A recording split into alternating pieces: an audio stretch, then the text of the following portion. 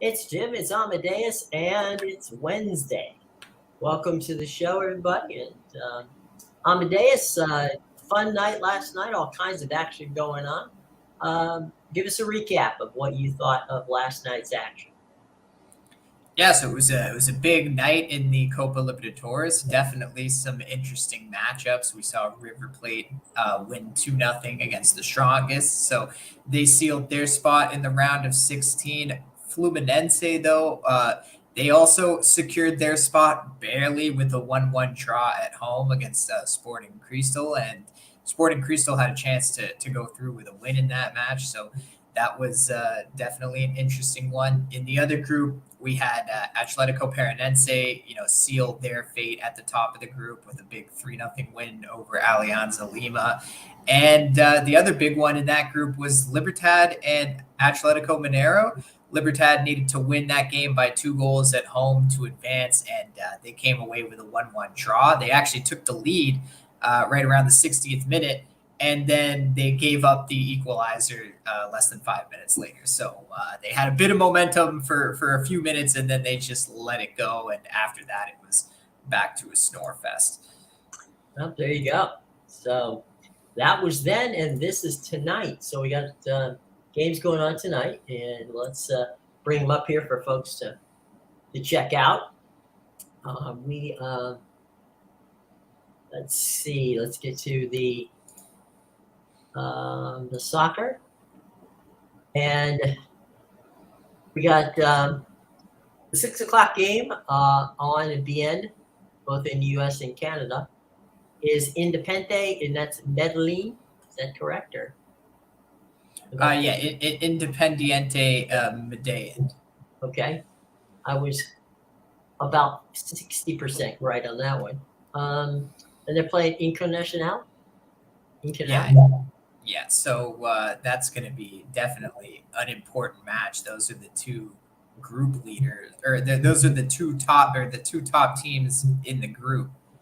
But it's an interesting group because Nacional is in third, 1 point. So it's Independiente in first with I think 9 points, and then Internacional with 8 points.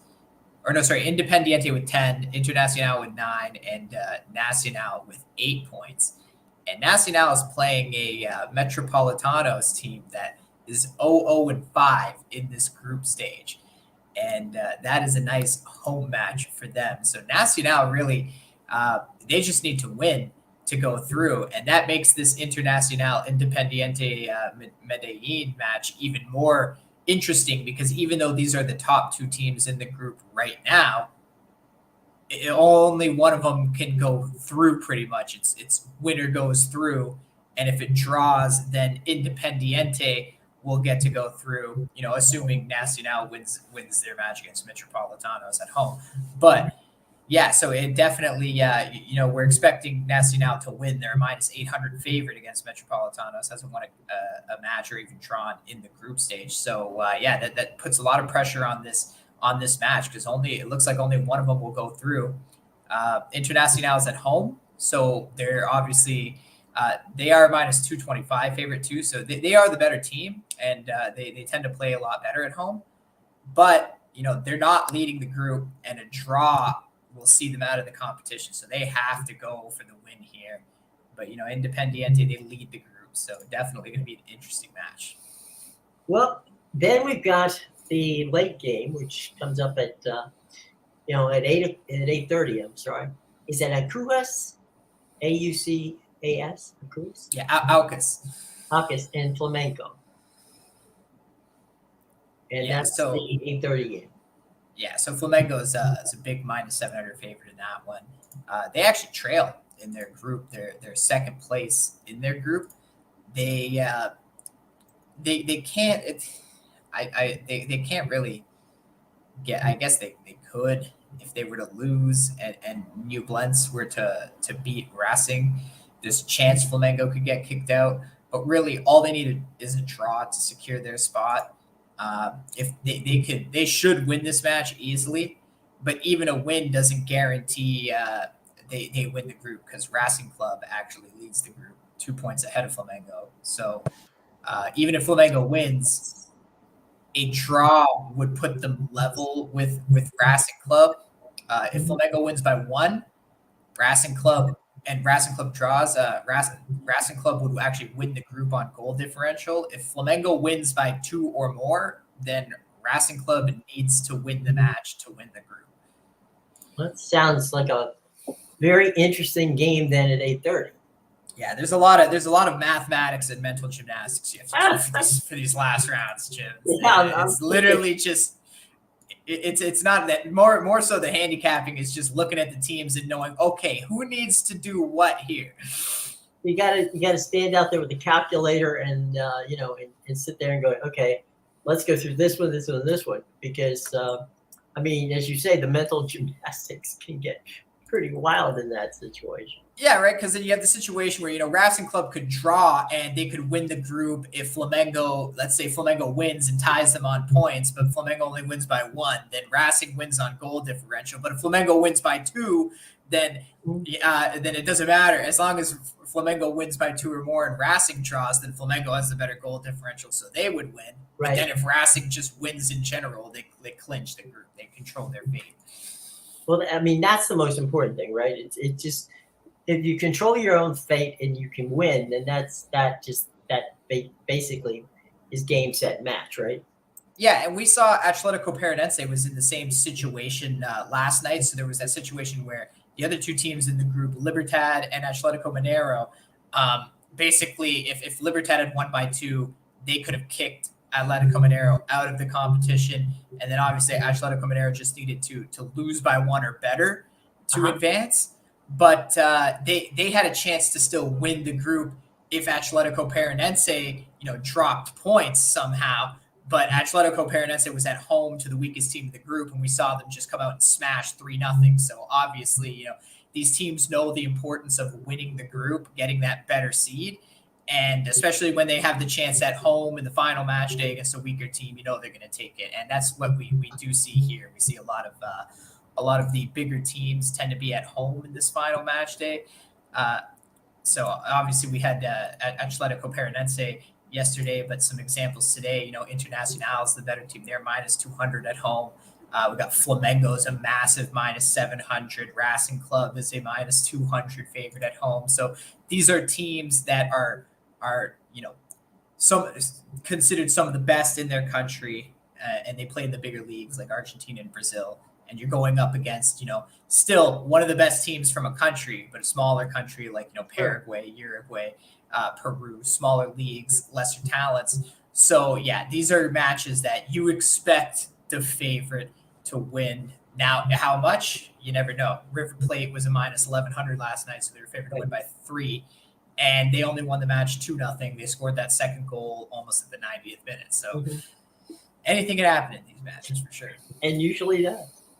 So, CONCACAF, Trinidad and Tobago faces Jamaica 7:30. That game is on Fox Sports 1. U.S. and St. Kitts Nevis, and that one is at 9:30. So the doubleheader, both on Fox Sports 1. Both games being played in St. Louis.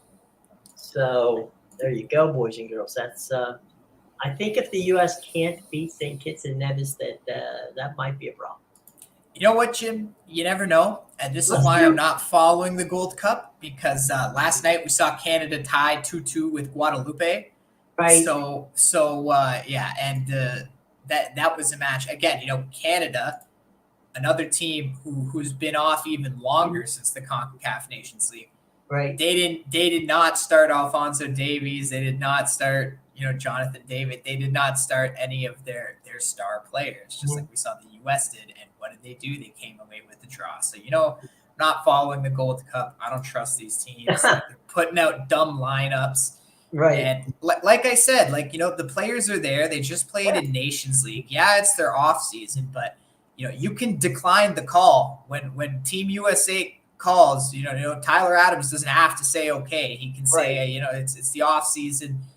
Fill the roster with somebody else. But no, if you decide to come play, then come play. Right. So you can be sitting there in your Barco Lounge or drinking beer and watching the game on TV, or actually being there. So There's Yeah, that. I feel like I'm trying to handicap cup matches all over again here. It's basically what the Gold Cup is. It's like the Right. cup matches of international competition. Right. I have a question for you. On the list of TV sports and betting today, we have the Canadian Elite Basketball League, Saskatchewan taking on Montreal, which will be on TSN for those of you in Canada who want to watch it, or RDS if you those of you in the Montreal area. So I've never heard of this before. I apologize for not knowing, but Canada has an elite basketball league, huh? I've never heard of it either, Jim. Okay. This is brand new to me. You're my resident Canadian, so I figured, well, I'll ask him. Well, again, like we have a team in the NBA. Yes, I know that. That's why, like the Canadian Premier League in soccer, like that makes no sense to me. Toronto FC is in the MLS. Like what? Right. It's obviously not your Premier League. Your three best teams aren't in the league. Right. It's like the UCF in USL in the United States. It's those are the teams that are hoping to one day get to the MLS, but aren't there yet.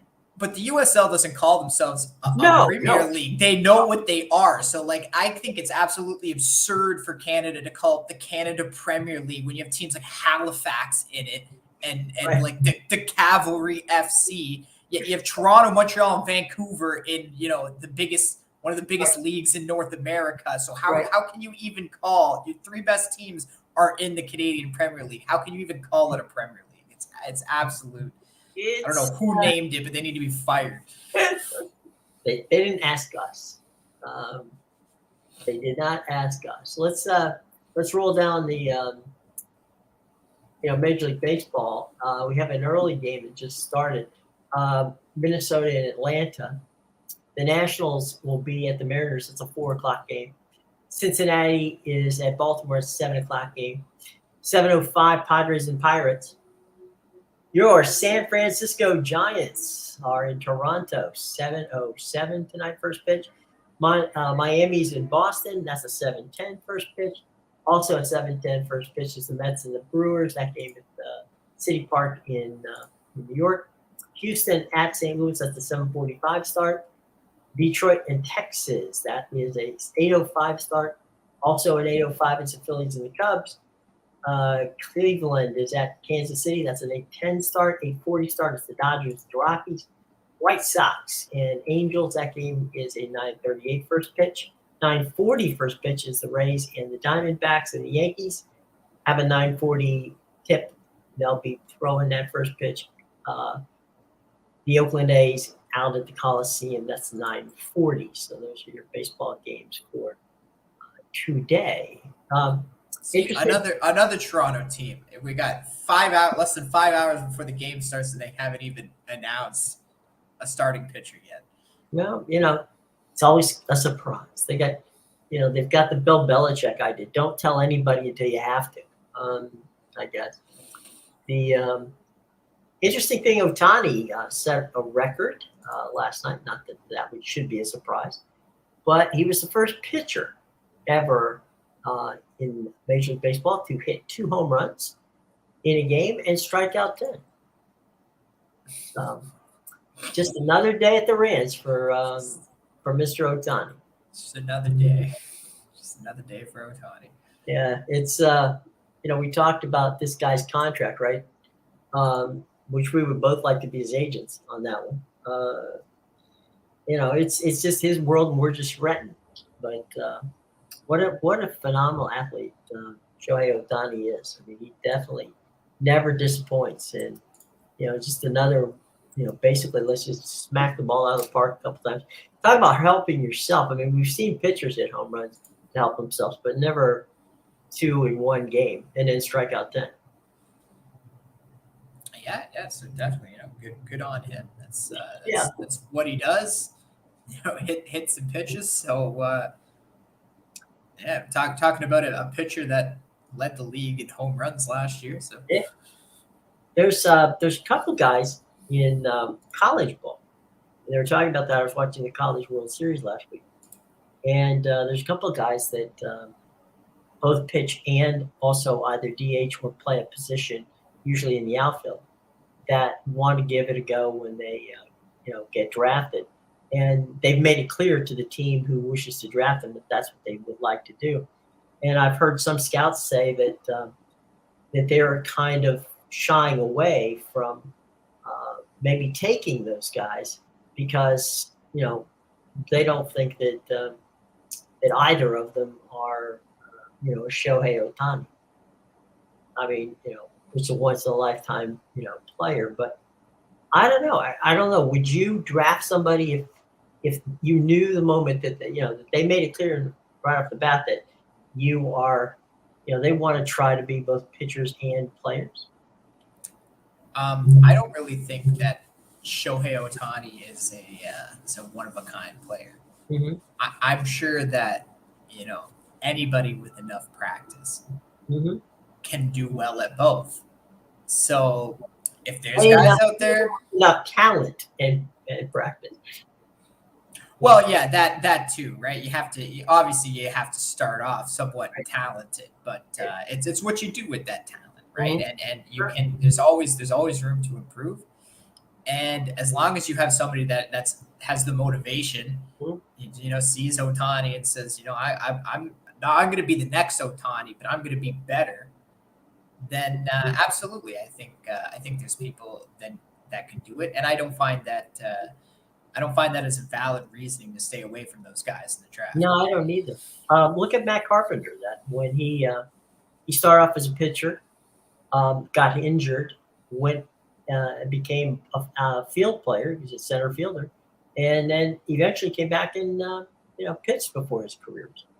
So it was a little different than way Ohtani did it, but started off as a pitcher, injured himself, played the field, did well as a hitter and an outfielder, and then toward the end of his career, he was ending up closing games. So it certainly isn't. It can be done.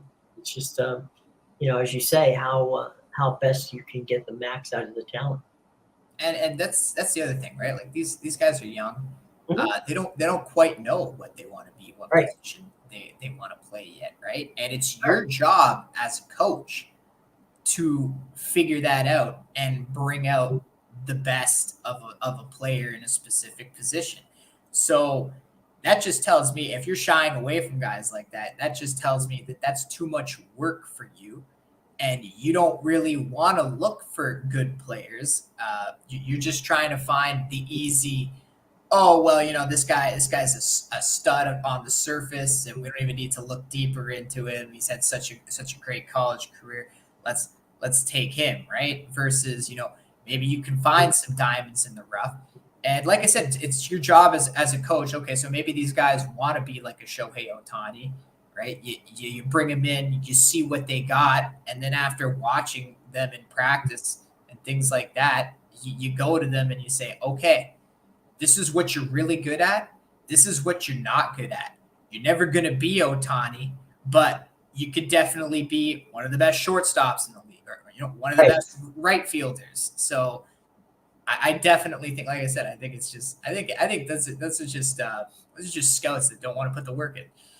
Yeah, there's that. The other thing too is that from that standpoint, you can say, there are guys who remember when Bryce Harper came up. All through Bryce's entire career, Bryce caught most of the games he was played in high school. He also pitched, but I mean, he wasn't the A pitcher on the team, but he was a pitcher on the team. So on the day before he would pitch, he would then go out and play the outfield. So he played the outfield one game a week, but mostly caught and as I said, occasionally pitched.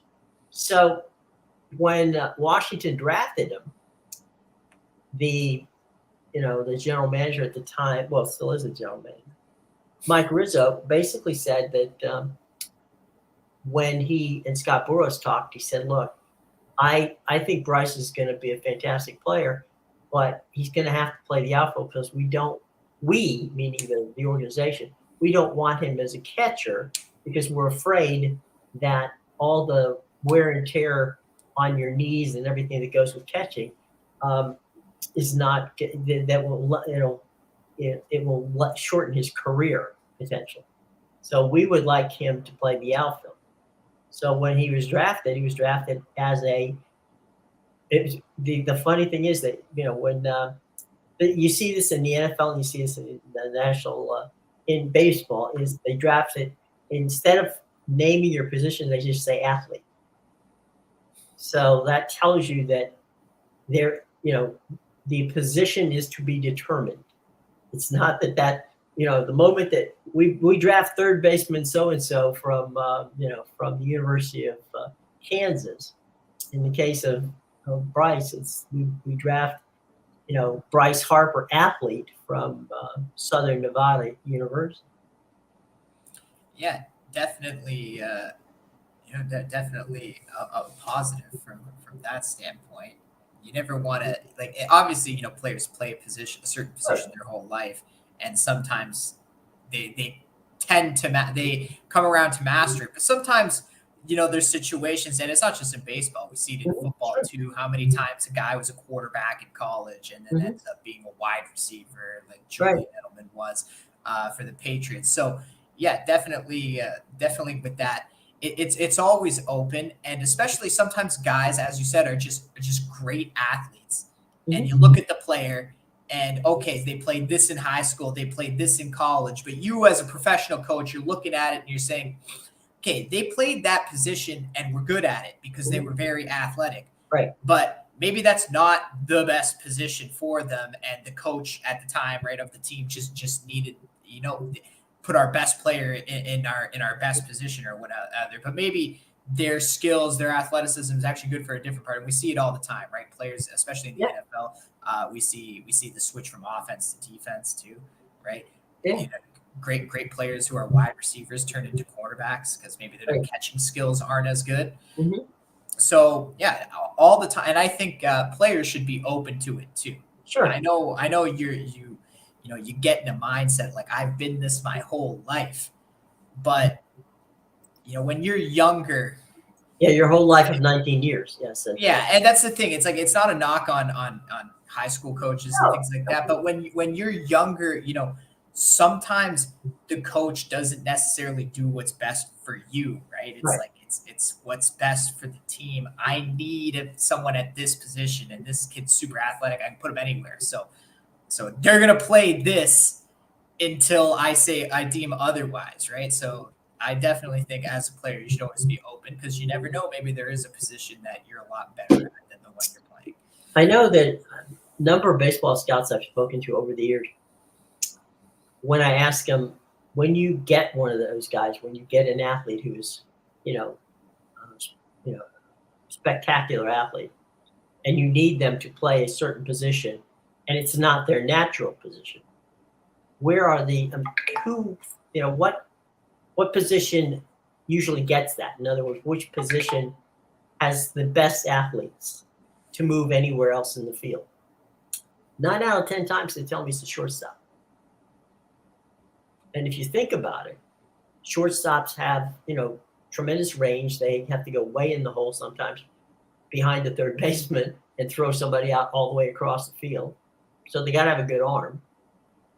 They also have to make a double play work. So that means the exchange of one ball from the hand to from the glove to the hand to throw somebody out. So dexterity, their hand-eye coordination is good. So, can a shortstop can play second base, a shortstop can play center field, a shortstop can be, Joe Madden had, a couple of guys that when he was with the Rays and with the Cubs, may play, may start at shortstop today, may start at second, tomorrow, maybe in the outfield the day after.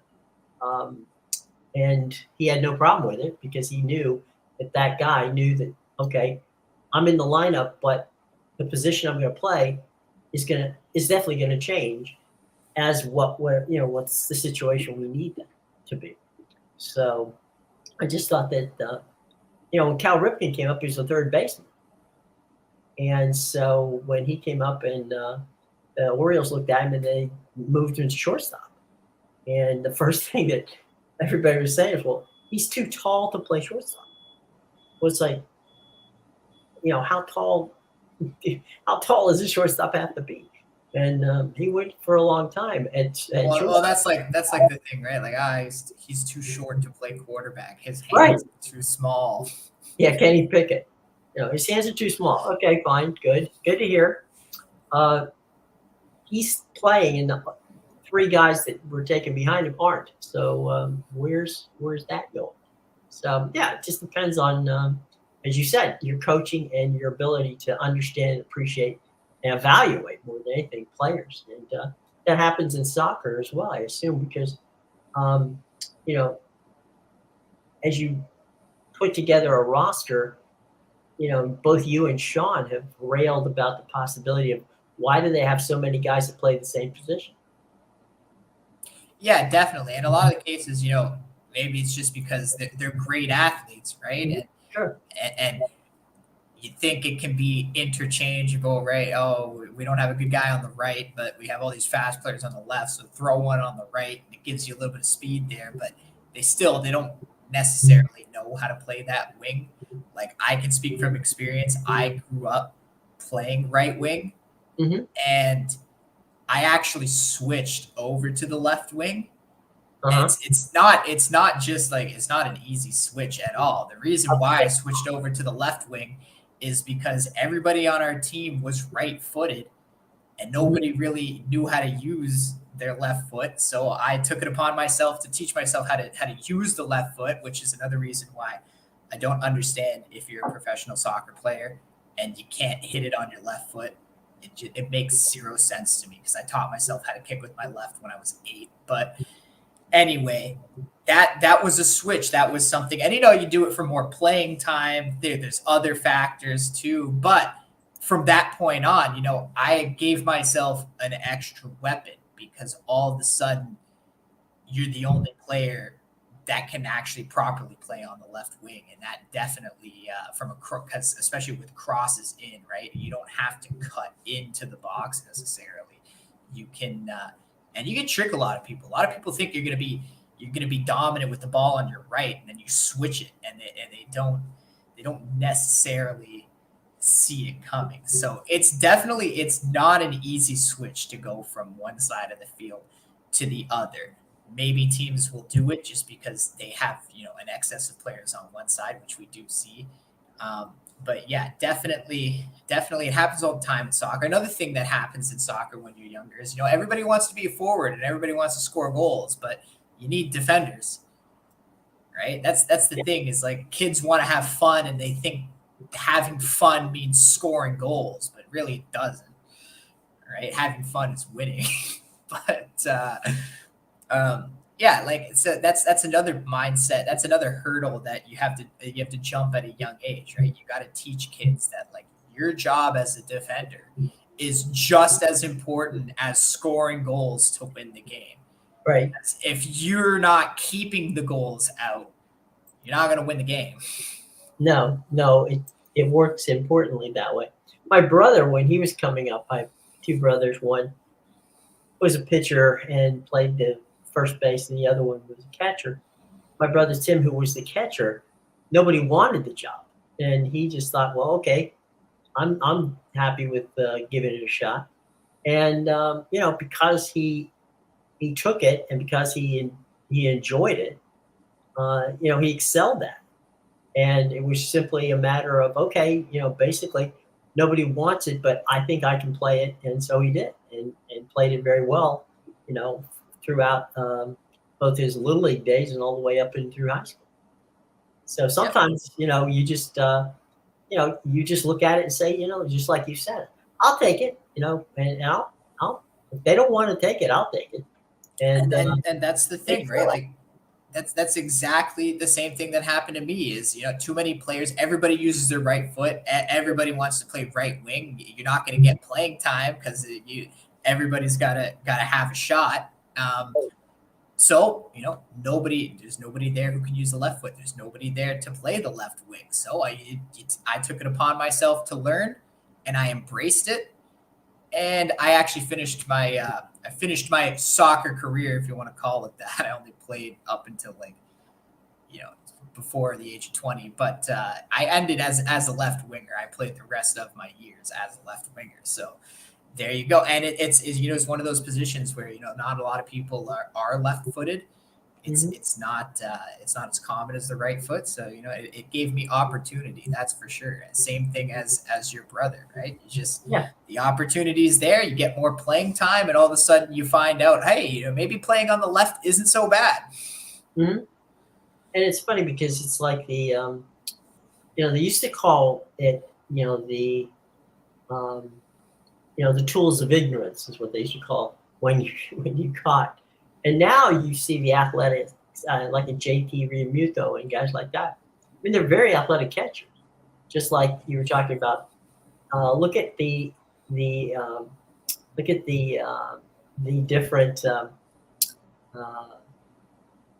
different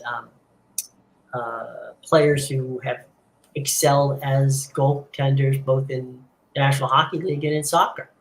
It's a very athletic position, and back in the old days, they just throw a kid out there and say, okay, go play that position. Well, that's not the way it works anymore. The goaltender, both in hockey and in soccer, is your last line of defense, and in many cases, of one of the best athletes on your team.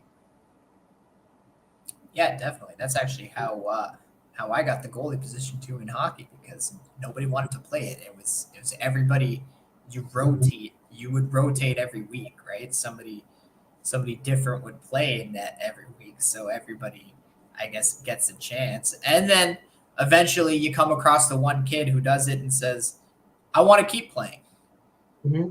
And again, it's a way, because especially at that young age, it's a way to find more playing time, because the goalie doesn't leave the ice. The goalie plays the whole games. Players don't play the whole games. They have to change lines and things like that. So, there are periods of rest where you're just sitting on the bench and you're not going to be out on the ice the whole game. Whereas being a goalie, you are going to be out on the ice the whole game. Yeah, I mean, it's I often wondered how long how long it would take to put on the goalie equipment in hockey. I mean, it seems like they have to wear all that stuff. The other thing is, it's almost like I was asking my brother, who would catch guys who could throw the ball anywhere from 85 to 100 miles an hour, why he wanted to sit on the other end of 60 feet 6 inches away and catch that ball. And he said, look, it's not. I see it coming. I know it's coming. I call the pitch. So, unless he misses what he's talking about, I know where it's coming from. In hockey, you don't. And in soccer, you don't. It can be coming from all different things, or it can become off a ricochet off of something that, you have no control of. Exactly. Got to have a head on a swivel in those sports. Yeah. And, and if you don't have a head on a swivel, you may lose your head. It goes through there pretty quick. Oh, got to pay attention for sure. Absolutely. So let's recap for what we've got for tonight. Let's talk about your the games. I'm assuming that you have the two games on your premiums for tonight. Yeah, I have a few. I got 4 plays up at BigAl.com and PickAdvisor.com for the Copa Libertadores. So okay, you can go check those out. They're pretty much all the marquee matchups that we talked about. So yeah, some of the bigger teams. And I also have a whopping 5 baseball plays. So you can go check that out too. Okay. Hey, that's quite a few there, my friend. Yeah. We went 2-2 with premium plays last night, but I'm on a 12-4 MLB run over the last week. So hey, that's not bad. Yeah, definitely making some money there. I'll get you in the Hall of Fame. 12-4. There you go. That's good stuff. So, all right, we'll be back tomorrow as soccer continues, as well as baseball and all kinds of other sports. Even we'll have scores. We won't know what it'll be from the Premier Canadian Basketball League, but or was it the Champions? I forget the Champions League. I don't know. Elite, I think something with that was the Elite, right? The Elite, that along with high school baseball scores. Anyway, no, it's been fun. And Amadeus, it's always fun to be with you, my friend. And folks, we will see you tomorrow. Have a wonderful day. And do take care.